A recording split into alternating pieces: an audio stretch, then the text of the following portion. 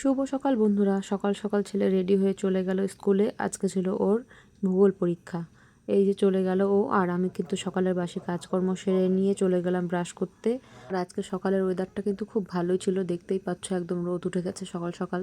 তাই কিন্তু কাজকর্ম করতে খুব একটা অসুবিধা হয়নি, তবে ভিডিওগুলো আর করা হয়নি। এইদিকে মুখ ধুয়ে চলে গেলাম রান্নাঘরে, গিয়ে কিন্তু চা বসিয়ে দিয়েছি, চাটাও খেয়ে নিলাম। তো আজকে ভিডিওগুলো একটু শর্টে করেছি। আর এদিকে ঘরগুলোও গুছিয়ে নিয়েছি। আর আমাদের বাড়িতে এসেছে আমার ভাসুরের মেয়ে। হ্যাঁ, দুদিন আগে যাকে দেখেছিলে সেই এসেছে। ও আর কি গেছিলো আমার ননাসের বাড়িতে, ওখানে দুদিন ছিল, তারপর আবার কালকে রাতে আমাদের বাড়িতে এসেছে। তো যাই হোক, এদিকে কিন্তু রান্নাটাও বসিয়ে দিলাম। আর আজকে কিন্তু বেশি কিছু রান্না করব না, শুধু ভাত আর মাংস করব। তবে এটা কিন্তু আমার নিজের ভাসুরের মেয়ে। হ্যাঁ, ওরা কিন্তু 4 ভাই, আর বড় ভাসুরের মেয়ে ওটা। তবে ওরা কিন্তু শালকুমারে থাকে, এখানে থাকে না, ওই মাঝে মধ্যে ঘুরতে আসে। ভাতটা তো হচ্ছে, আর এদিকে আমি কিন্তু সবজিগুলো কেটে নিচ্ছি। লঙ্কা, পেঁয়াজ, আদা, রসুন যা যা লাগবে মাংস রান্না করতে সব কিছুই কিন্তু কেটে নিচ্ছিলাম। এদিকে তোমাদের দাদাভাই কিন্তু ছেলেকে স্কুলে দিয়ে ওই দিক দিয়েই বাজারে চলে গেছে মাংস নিয়ে আসতে। তারপর ও চলে এসেছে।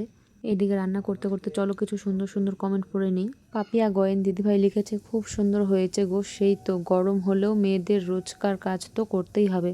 একদম ঠিক বলেছো দিদিভাই, আমাদের যতই গরম থাকুক যাই থাকুক কাজ তো করতেই হবে, তাই না? এইদিকে দেখো কমেন্ট পড়তে পড়তে কিন্তু ভাতটাও নামিয়ে নিয়েছি, আর আলুটা ভাজা বসে দিয়েছি। আমি কিন্তু এইভাবেও রান্না করি, আবার অন্যভাবেও রান্না করি, তো আজকে এইভাবেই করছি। এদিকে কিন্তু মাংসগুলোও ধুয়ে নিয়ে এসেছি, আর মশলাটাও করে নিয়েছি। তারপর কিন্তু রান্নাটাও বসিয়ে দিলাম। সব কিছু ফোড়ন দিয়ে কিন্তু আগে একটু পেঁয়াজটা ভালো করে ভেজে নিয়ে তারপর কিন্তু মশলাটা দিয়ে আরও কিছুক্ষণ ভেজে নেব, তারপর কিন্তু মাংসটা দেব। আমি কিন্তু এইভাবেও রান্না করি, আবার অনেক সময় সব কিছু দিয়ে ম্যারিনেট করে তারপর কিন্তু উনুনে বসিয়ে দিই, এটাও কিন্তু সুবিধা হয়। চলো আরও একটা সুন্দর কমেন্ট পড়ে নিই। মঞ্জুরি হালদার দিদিভাই লিখেছে, তোমার ভিডিওগুলো সত্যি খুব সুন্দর হয়। থ্যাংক ইউ সো মাচ দিদি, তোমরা এত সুন্দর সুন্দর কমেন্ট করো, তাই তো সুন্দর করে ভিডিও দেওয়ার চেষ্টা করি। খুব ভালো লাগে গো তোমাদের এই কমেন্টগুলো পড়তে আমার। এইদিকে দেখো রান্নাটা কিন্তু আমার প্রায় অনেকটাই হয়ে গেছে। মাংসটা কিন্তু কষিয়ে নিয়েছি, তারপর কিন্তু আলু দিয়ে দিলাম আর একটা কাঁচা টমেটো দিয়ে দিলাম।